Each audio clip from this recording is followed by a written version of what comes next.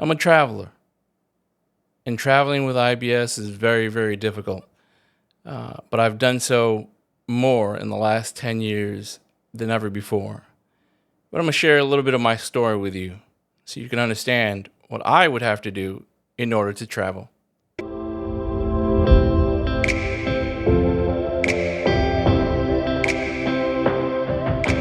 All right, for many of you who do not know what IBS is, it is basically an intestinal disorder that would give you pain in the stomach, in the intestines, gas, bloating, diarrhea, constipation. Sometimes it happens where you have diarrhea, but then, 2 days later you're constipated, or you may just have the constipation or just straight diarrhea. Either way, this disorder, it can pretty much change a person's life, for the worst, if anything. And it is something that they don't know. They don't really know how or where, why you get it. It is just something that just happens. For me, I'll tell you my story. I started having complications back in 97. I think it was around 97. At the time, I worked for a summer program called the Big Apple Games in New York City. And there were two sessions, or rather, two different programs that I worked with. One was with special needs children, and the other was, volleyball, playing volleyball as a coach as well. And for during this year, I was working with special need, children in a pool, teaching them how to swim. And there was a weekend where I don't know whose responsibility it was, but the pool was never cleaned. So I don't know why I did it, but I jumped into the pool, and it was rather, even before that, it was horrible. Like, it was very filmy. It was completely dirty. But we had kids coming, and I wanted to make sure that at least we were able to provide the services. So I jumped in there. I don't know why I did it head first, but I did. And I think it was maybe a day or two later where I started getting these symptoms. Stomach was hurting, diarrhea, and I had diarrhea for like the rest of the week, and I couldn't make it. I couldn't make it to work, and I actually lost my job, in the earlier part, and I couldn't even go to the later part, which is coaching volleyball. I couldn't do that, and it was really crazy for me because at that time I had no idea. No one really knew what IBS was, but it really changed. It really changed my life because I couldn't do much shortly after that, and I was actually going to college at the time. So here I am. I am in college. I am playing lacrosse at the time, and everything was fine until I decided to transfer and play football at Fitchburg State University. And at that moment, I got really bad. It was really, really horrible. And I tried to stick it out. I tried to do the year, and it just wasn't working. It just wasn't working out for me. I lost so much weight. I was about 145 pounds at 5'11", and I just looked, sickly. It was horrible. And I decided to transfer back to the other college that I went to, which is Mount Ida College, and I played lacrosse. So I played for the Mustangs, and I loved it. Unfortunately, I couldn't continue because I just wasn't able to hold anything in. Constantly going to the bathroom, diarrhea. It was horrible. It really changed my life. And after that, like I didn't even know what to do. I didn't know how to live, if anything. I set my travel boundaries to about a mile, which in New York City is about 20 blocks, 20 city blocks.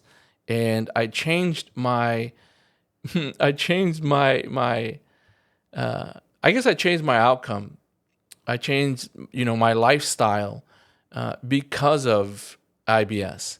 And I remember countless of times of seeing, uh, gastroenterologists, the ones who check your stomach. I had endoscopies done. I had colonoscopies done. Now, if you don't know, a colonoscopy is where they stick a camera up your bum hole, man, and it has a camera light, and they check to see if there's any, there are any issues.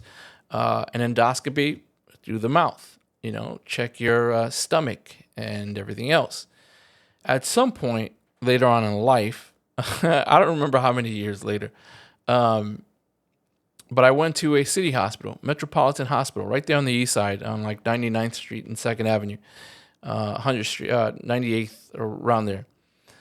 Um, I had what they call, well, it was a camera pill. It was a pill, it was the size of a pill with a camera inside. And the reason for that pill was to check my small intestines. Now, they can only go so far with a colonoscopy, and they can only go so far with an endoscopy. But with a camera pill, they could see your small intestines. And it was at that point where they mentioned possible Crohn's disease or IBS.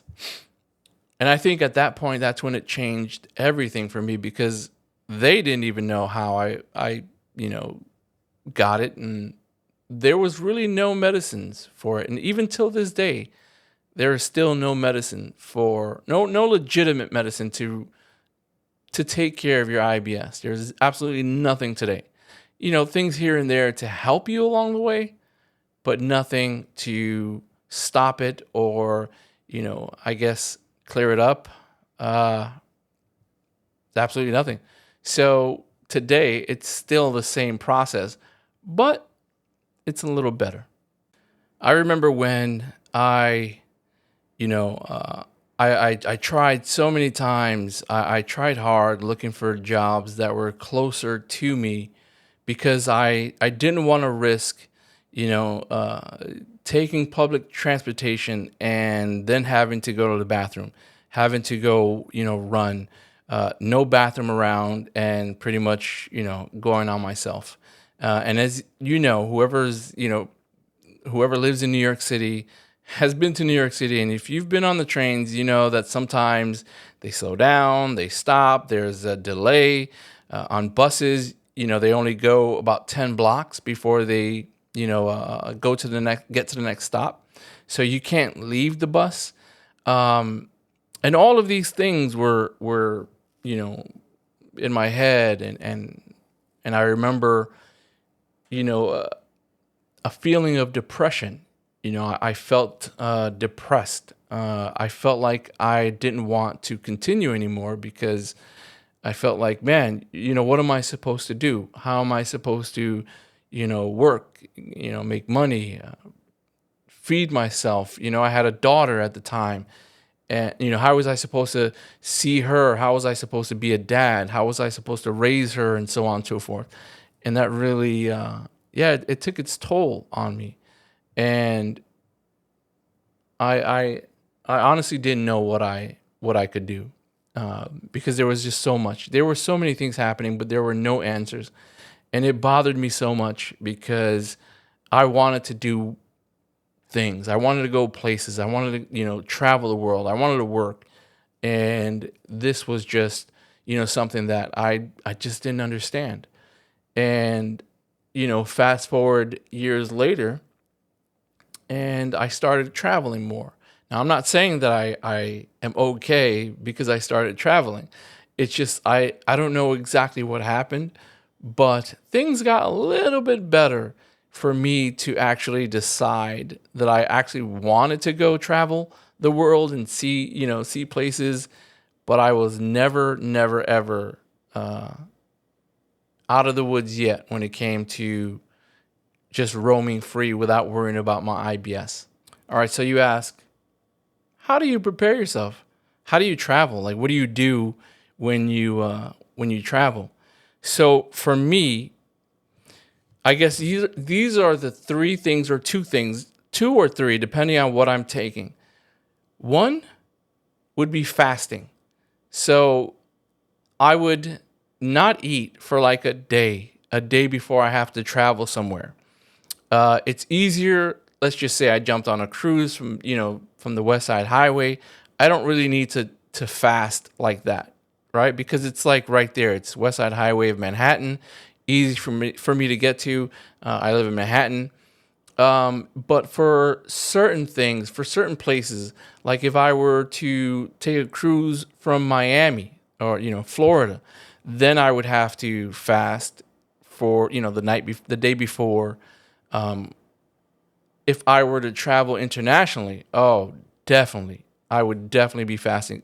Like this week, actually, because we are flying to Paris for the Olympics, and I know that it's going to be a 7-hour flight, and yeah, I don't want to have that feeling. It's a odd feeling. I remember when we went to London last year, and not London. Was it last year? Yeah, it was last year. I'm over here like we went to London last year to see the Giants play the Packers, and I remember, oh man, it was going to be a tough one because we had first class, so we sat in first class. Nice seats. You sit back, or rather lay down, and we had the amenities, the food. We had the two meals, and for that specific trip, I was taking what is called cholestyramine. Now, cholestyramine is for, I think, the liver, if I'm not mistaken. I think it's for your liver, or to lower your cholesterol levels. And for that, it's a powder, and that powder you mix with water or juices. So basically, it's you're basically soaking in all that all the fluid, so that way your poopies won't be watery. That's pretty much how it works. It's supposed to be the way it works. So I was taking the cholestyramine in order to reduce the fluids, and it worked. It worked. I'm not gonna say it works every single time, but it worked. It kind of made my stool a little bit harder. It wasn't as soft. It wasn't as watery. I know it's kind of disgusting, but it works. So sometimes I would take that. I would take the cholestyramine, and that actually helped me out tremendously because I was able to move about. The other thing that I would use, but not all the time because it does make me feel kind of crappy 2-3 days later, is Imodium. Now, anyone who has, an issue like this, like IBS, or, again, if you have your gallbladder removed, you know exactly what I'm talking about. It is something that would bind you. It kind of tighten you up, and you wouldn't have to go to the bathroom. So for me, I would do like the fasting on top of the Imodium. And when I do that, then that day I am able to eat kind of like whatever I want to. But I can't overdo it because the next day is when I'm usually, flying back to New York. And I want to make sure that I'm good. And then maybe 2 days after that, that's when I feel, yeah, everything is just releasing itself. And it's really not a good feeling. So those are the two things that I usually take or do. The three things, two of them I usually take when I'm traveling. And it's not really that, it's not something that's, going to stop everything. It just kind of lessens the blow, so to speak. But yeah, that's what I do. So for me, I think one of the biggest things that I have to deal with when it comes to traveling is making sure that I have everything that I need. I have, the meds. If I do decide to take cholestyramine, definitely Imodium. I'm always going to pack that because it's fairly necessary for me. But the other thing too is it's weird because the cholestyramine, it's not for it's not specifically for IBS, but it just helps, right? And again, these are things that you would have to speak with your gastro doctor, gastroenterologist, to figure out what's best for you. For me, this is what I take. This is what I have done for some time, and even before, like when I was in college and I was playing football, I was, oh man, it was bad. I was eating, taking Imodium like candy, just so that way I didn't have to go if we were traveling on a bus or whatever it is. And yeah, so now it's a different story. Now I've learned, I don't know after how many years, but I've learned, what to do and how to do it, and what works for me, what helps me out when it comes to traveling. All right, so I get asked this all the time from colleagues, people who I have come across, met, and they've always asked me what kind of vacation do I prefer the most because of my IBS, and I will tell them it's pretty much cruising. Like I'd prefer cruising, and the reason why I prefer cruising is because it has everything that I need. It has the entertainment, has the room, the food, the bars, the activities. I can go out and get a tan. I can do whatever it is that I would I like to do. Play basketball. It has everything that I would like, and I don't have to worry about doing or preparing. Depending on the cruise itinerary, I don't have to worry about preparing for flights, for excursions or anything like that. And I think one of the biggest issues for me is that when we do go on cruises with pretty good itineraries, like there's a stop every day, then I kind of feel bad because I it's one or two things. One, I would have to prepare myself for that in order to go on an excursion, and or I would not be able to, and then my wife or whoever it is that we're cruising with, I won't be able to really do much with them. And I think that's the bummer. That's the down part, depending on the itinerary. But if you were to have like a 7-day cruise and maybe 3 days at sea, 2 days, 2 or 3 days, on an island somewhere, those are the ones that I usually, go for. I would like, actually, because I'm okay with the 2 days at sea or whatever it is. But not to say that I don't like any international, trips, because, I do. We've been to Italy, we've been to Rome, and I had to make sure that I was good for that because we went to see the Colosseum. We actually got a good, package to go underneath the Colosseum, which is crazy. I think it was Viator. I think it's the company that we used. Viator. I don't even remember how to pronounce them. So we went there. We went to Paris. That was pretty cool. Again, I had to prepare and use cholestyramine, but that was awesome. We saw the Eiffel Tower. We went around. We did our own little tour. Went to the Louvre. Yeah, it's pretty cool. That was awesome. We've been to Iceland. Like, we were just like, hey, you know what? We should just go to Iceland. And then we went to Iceland, and we stopped off at the Blue Lagoon. That was awesome. That was pretty cool. Again, I had to prepare, but it wasn't as bad. I don't know. I don't remember exactly why, but it wasn't as bad. I was actually pretty good on that trip. We've been to Ireland. We stayed in Ireland. We stayed in Dublin. We went to Scotland. Reason for going to Scotland was because I am a huge Braveheart fan. So for me, I'm thinking like, dude, we need to go to Scotland. We need to see, William Wallace's monument. And we decided to go to Scotland.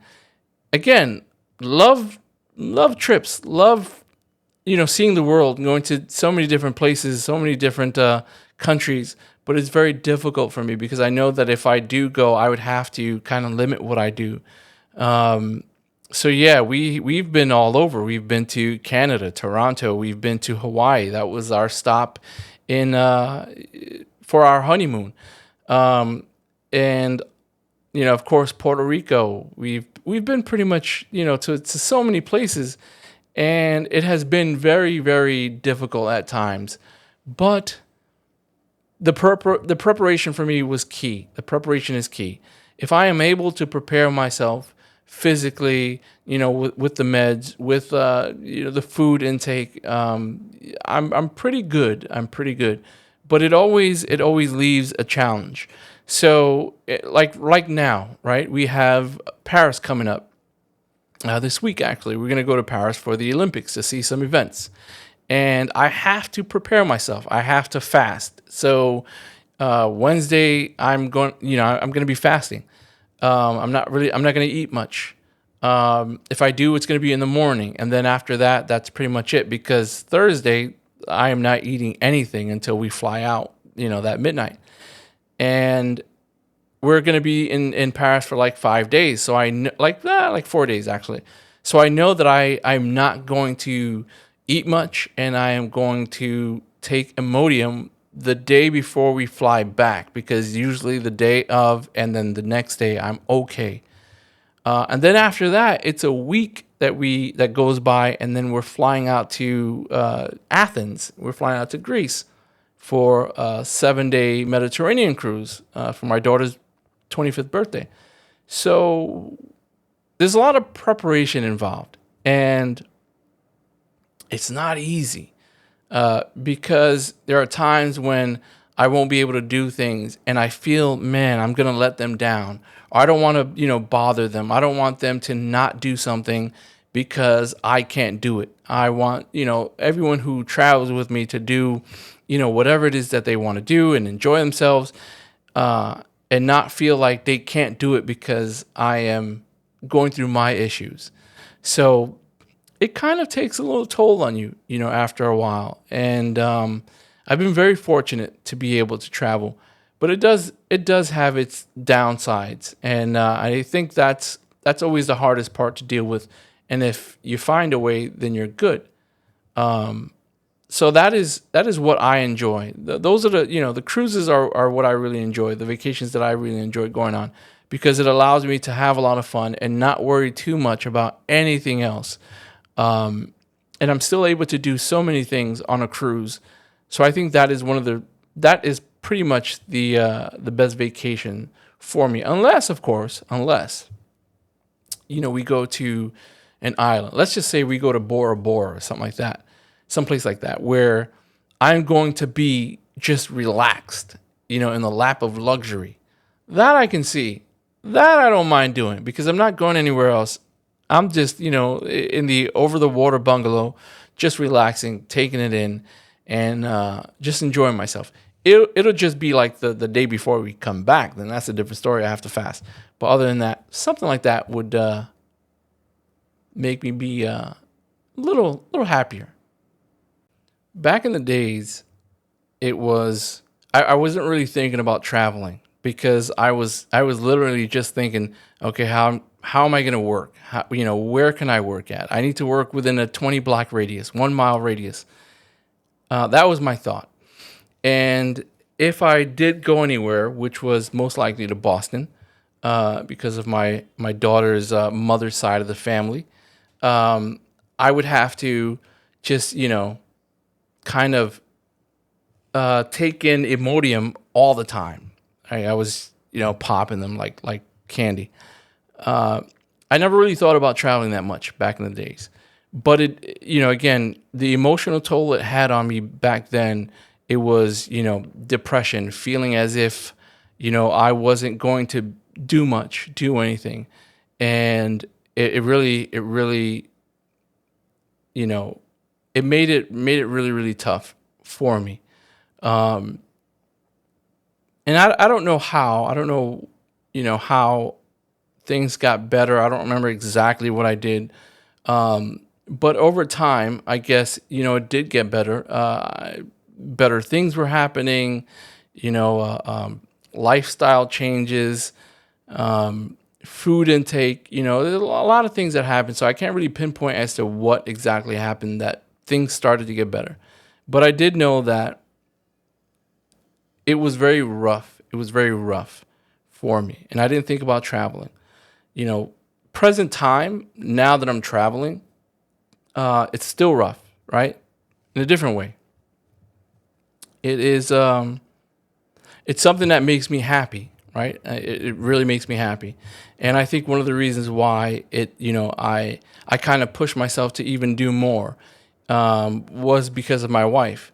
So, I met my wife almost 13 years ago, and I guess she really changed my outlook on life, and the things that I wanted to do, and I wanted to enjoy my time and do things with her. So we started doing more. I took her on her first cruise. She loved it, and it was like, wow, let's do more. And she's the best travel partner, because she is ready to go. Let's go do this. I mean, in November, we're going to see the Giants take on the Panthers in Munich, Germany. And it was like, hey, why don't we go? You never know if we're going to ever see this, again. You don't know when the Giants are going to play in Munich, because we went there last year to see, well, not there, but we went to see the Giants play the Packers last year in London. And again, it was, hey, when are you going to ever get this chance? You never know. So the next one will probably be in Mexico City. Um, that's the other venue or stadium that the NFL teams will play at.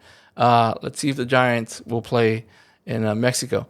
But yeah, it wasn't until I met my wife where I started to really like want to do a lot of things, and see the world no matter what was happening. And I was able to do that because she was very supportive. And that is one of the key things that you need to have. You need to have supportive people, who really care about you, who really love you, in order for you to kind of thrive, in order to push yourself to want to do things and not stay, in one spot, not sulk, not, feel as if nothing else is going to work out for you. It's important to have that solid support system. And I think that that's what it was. So I had a solid support system, and not to mention the fact that I was a little better than I was years ago, because I'm not 145 pounds now. I am like 215 or whatever. I need to lose some weight. But yeah, it was a great change that allowed me to want to see more and more and more of the world. And and although there are still moments where I'm like a little sad, or like, kind of like, damn, I don't know what I'm going to do, or I wish I could do X, Y, and Z, because of my wife or my daughter, or whoever's around during the travels. I wish that I could, be 100% okay. But at the end of the day, I am I am happy that I am able to do this now. And I guess that's what I would say for my final thoughts. I am happier, than I was before. I'm happy that I can do all of these things that I've wanted to do. I'm happier that I am able to travel the world, and spend time with family, and take my mom on cruises, take my mom, around the world, if she's able to, if she wants to. Uh, I'm glad that I'm able to do that. And and it does change your life, being able to travel the world, being able to see so many other places, cultures, experience the cultures. It changes everything for you. And I think, for me, if I didn't care to go anywhere, if I didn't care to, see different places, experience new things, I think I would be more unhappy, I would definitely be unhappier. And I'm glad that my mindset didn't stay the way it was back in the days where I felt like I didn't want to do anything because nothing great was going to happen. I had to really change my mindset. I had to really force myself to say, hey, you know what? We're going to do this. We're going to go here. We're going to go there. No matter what it is, no matter what it takes, at least you can do this. At least you can step on this land. At least you can, see this place. Even if it's for a day, even if it's for 2 days, you have the chance to do something. And that's exactly what I wanted to do. And, unfortunately, it's not, I don't think I'll ever be 100%, but I am happy with, getting close to it. Whatever high percentage I can get, I am happy. I am very fortunate. And I think that that's what you should take from this as well.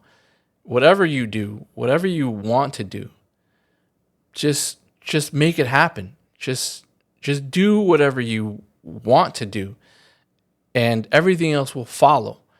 Of course, you always have to prepare. You always have to make sure that you have all your ducks lined up in a row. But if you don't try, if you don't, get yourself out there, then what do you have? Like in my mind, what do you have? What will I have? I'd have nothing. So I guess this is one of the reasons why I decided to do this video, because I felt like, I am not the only person going through this. So many people, there's millions of people going through this, going through what I am going through.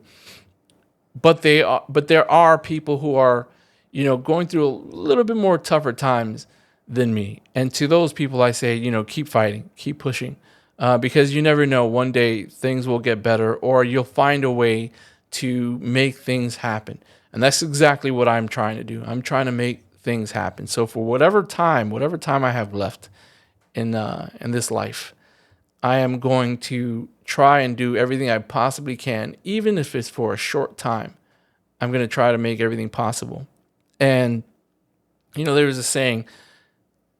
There's a saying, YOLO, right? You only live once. But I don't feel like you only live once. I feel like you die once, but you live every day.